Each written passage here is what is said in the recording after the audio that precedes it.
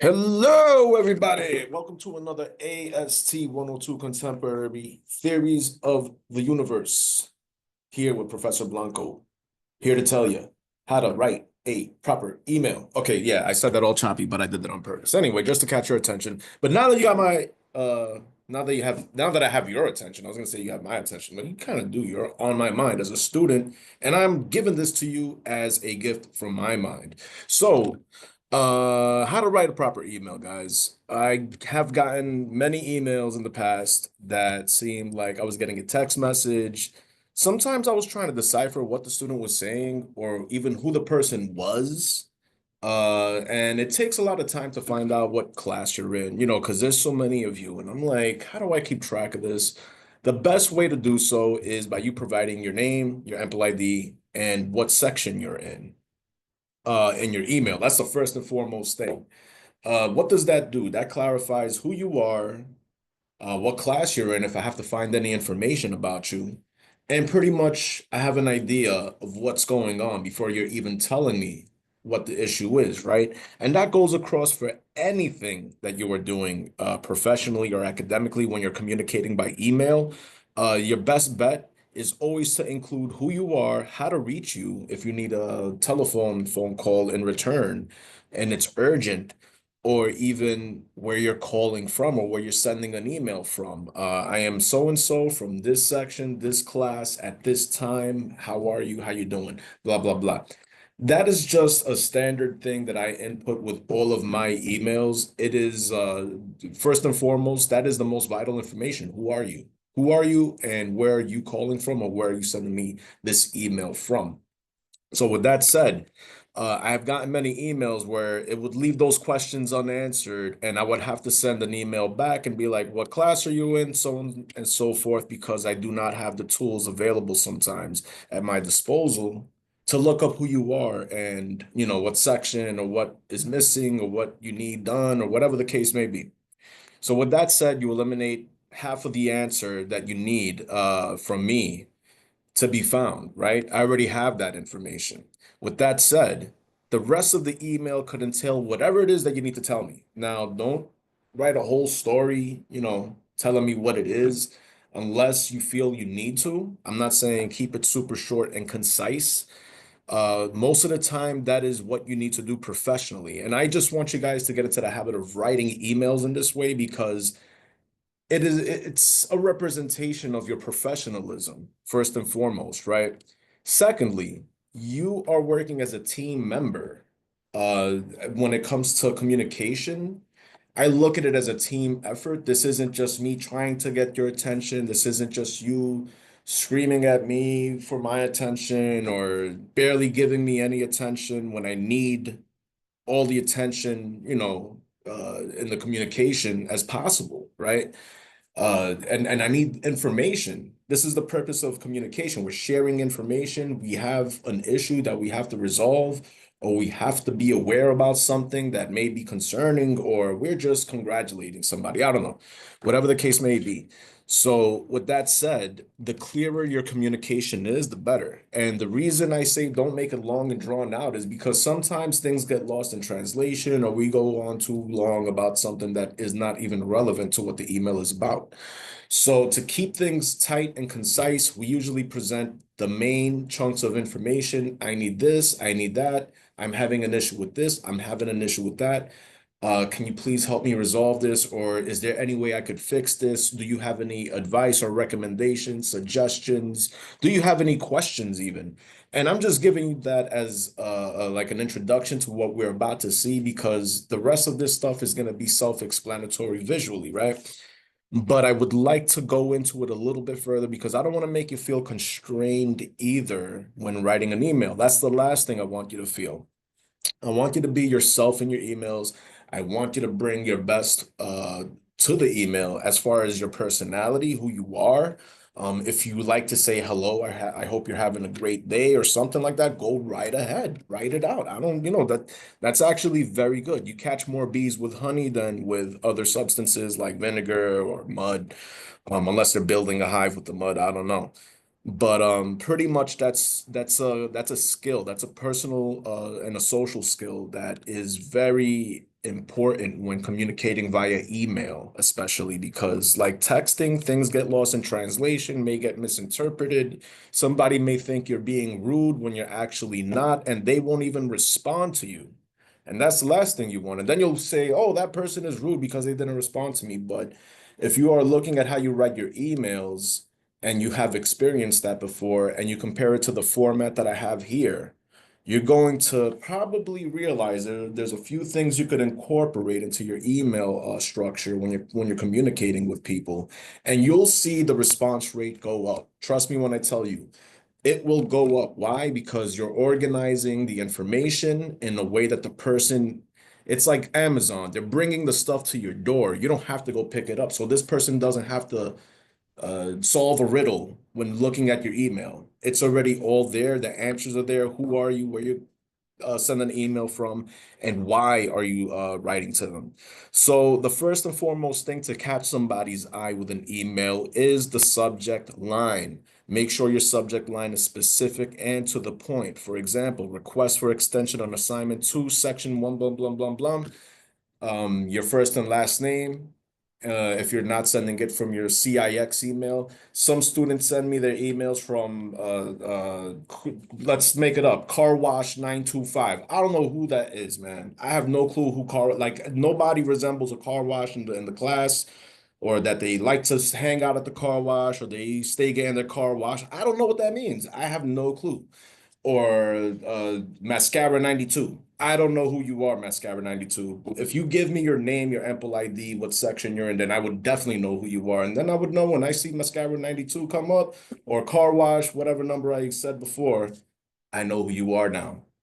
All right, so that is the first and foremost thing. Why are you writing to me? And that is in the subject line. Question about E equals MC squared from lecture 52 or whatever the case may be. That's pretty much telling me what the email is about. When I look into your email, guess what? Dear Professor, Doctor, Mr., Ms., whatever you want to call me, section number 31410, that's a made-up one, but that's pretty much what you will be writing. Friday, 9 a.m. to 9:50, whatever time it is, your Ample ID right underneath there. My name is blah, blah, blah, whatever your name is. I'm reaching out to you because, my dog got sick this morning and I had to take him to the vet. I have a vet receipt to show you as well, just to show you that I'm not, lying or whatever, and include it, later in a further email down the line, in an update. You could respond to that same email with that document, and I will consider you being excused from class if that's the case, or if you need an extension or whatever the case may be. I don't know. But you're telling me pretty much what's going on, right? You're giving me evidence of what's going on as well. So now I could weigh out an extension, an excuse from class, so on and so forth. And that's not only for my class, this goes for all your professors, this goes for anybody you work with, because at the end of the day, it isn't just that you're sending a fancy email, or that, oh, this is out of respect for the professor, or oh, respect for my superior. Okay, that's cool. That's nice. That's expected. That's pretty much like etiquette. Please, thank you stuff. What you are really doing there is building a relationship of trust with the person you are working with. You're working in cooperation, right? So you're showing me the respect of my time, and vice versa. I will respect your time by answering you in a very quick manner if I could, and I will, if you send it to me this way, and to anybody, not just me. And consideration for our time to look at your email and help you resolve your problem, right? It is pretty much like it's teamwork. It's showing respect and consideration. When you do that, it becomes a wonderful working relationship, because you're showing respect for my time, and therefore I will show you respect for your time, and vice versa. I try to respect your time as much as possible, guys. I know these videos may be a little drawn out, but they're for your best benefit, for your best benefit. This is to be carried from this class into other classes, into whatever you do with your life, man. But if you get these little skills down packed, at least knowing what to put in an email, if you like to restructure it in AI, which I would kind of suggest sometimes, because here's the deal. I write really fast. I write pretty good. But at the same time, I only have one set of eyes and I could only look over something once or twice and then I send it out. And a lot of times I have typos.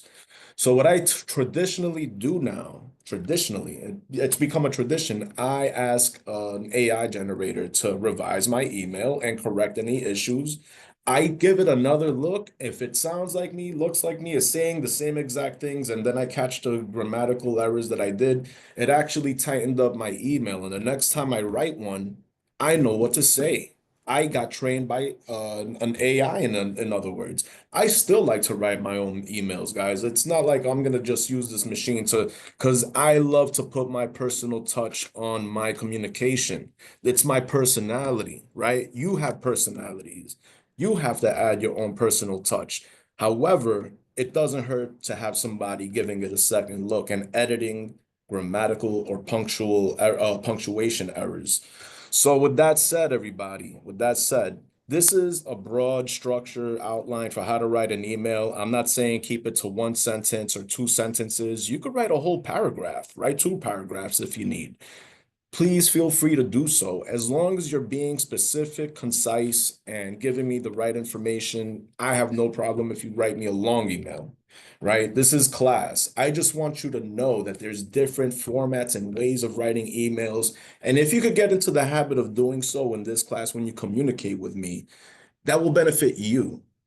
Most importantly, because you're learning how to structure emails, you're learning how to structure your communication in a clear and legible manner, and that is super important when it comes to getting things done anywhere.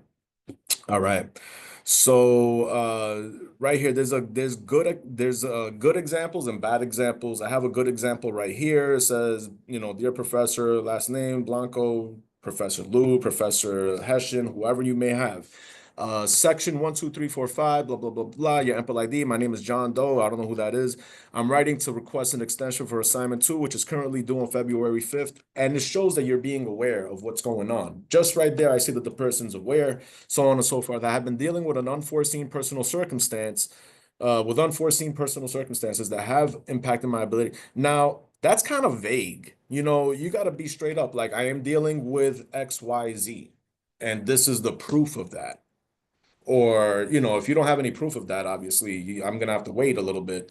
But I will take it into consideration, guys. Like this is something that is it's serious, and when you have to do these types of things, these are like administrative types of functions, right? Where you have to take into account what's going on with people and how to resolve the issue, right? So you're going to be put in a position one day where you're going to have to look at emails and discern what's going on, and you make the call, right? And I want you to be aware of that when you're writing it, because when you're writing it, make believe you're writing it to yourself. Will you believe this? Will you accept this? And will you send this out ultimately, knowing what you know after looking at it that way? All right. Thank you for your time and understanding. Please let me know if you need any additional information. But please do not copy and paste this. Though you don't have to do that. You could use thank you for your time and understanding, right? But you could add your own flair. Thanks for your time. Or professor, look forward to hearing from you. Or professor, I hope you have a great. I don't care what you write at the end, but don't just copy and paste and send me like the same email that I have here. These are examples. You could copy and paste this into an AI and tell you and ask it to give you different examples. One that is formal, one that's semi-formal, one that is informal, meaning professional, semi-professional, non-professional. This is a bad example right here. Can I have more time? That's the subject. Hi, professor. I can't finish the assignment by the due date. Can I have an extension? Thanks. I'm not your mom. I'm not your dad. I'm not your friend. And that's not how you should be sending an email to anybody, right? That's too personal and very informal. It's like a text message. Who are you? What class are you in? I have to grant an extension. I don't even know who you are. All right, topic 2, asking help with a math problem. And this is another example. Question about blah, blah, blah. That's a formula from lecture, da, da, da. Okay. Struggling to follow how energy and mass are interchangeable in the context of the equation. And this is pretty much like a question that sometimes I may not have time to answer during class because we only have 50 minutes. So you could send me an email afterwards and be like, hey, professor, I don't get it. Totally fine. I'm more than happy to help you. And not only that, If people send me the same email concerning the same issue, I will create a tutorial video addressing that issue where you could all see what's going on and clarify that part of the formula or that part of the concept, whatever the case may be. So that's pretty much it. That's it. A bad example, confused about E equals MC squared. I don't get E equals MC squared. Can you explain it? What about it don't you understand? What from the lecture did you understand? You know what I'm saying? Like you have to pretty much explain that because that shows me that you're actually paying attention and that there's a particular part of the explanation you don't understand. If you say I don't get it from beginning to end, then that means you probably were not listening, right? What would the E represent if E equals MC squared? It starts off with the word energy, the formula, right? So right off the bat, if you don't know that, I know you're not looking at absolutely anything. You're not taking the time to discern these things, unless of course there's sufficient reason as to, maybe my explanations are horrible. I don't know. But as far as that's concerned, everybody, that's pretty much what I'm looking for in an email. You don't have to go crazy thinking about what to write, like, oh my goodness. I just want you to be more aware of how you write, how you structure your emails, and also use the same format and formula for other classes and other communications. Lastly, this part right here is very, it's to me, it's pretty much the most important part of this. I know this may seem a bit simple and not important, but to me it is. But trust me, the way you ask for something is how you will get your request granted. Rudeness begets rudeness, kindness begets kindness, and that's pretty much it. Any questions about this, everybody? You can just shoot me an email. Ha ha ha. Very funny, right? All right, everyone. I will see you all later. Take care. Bye-bye.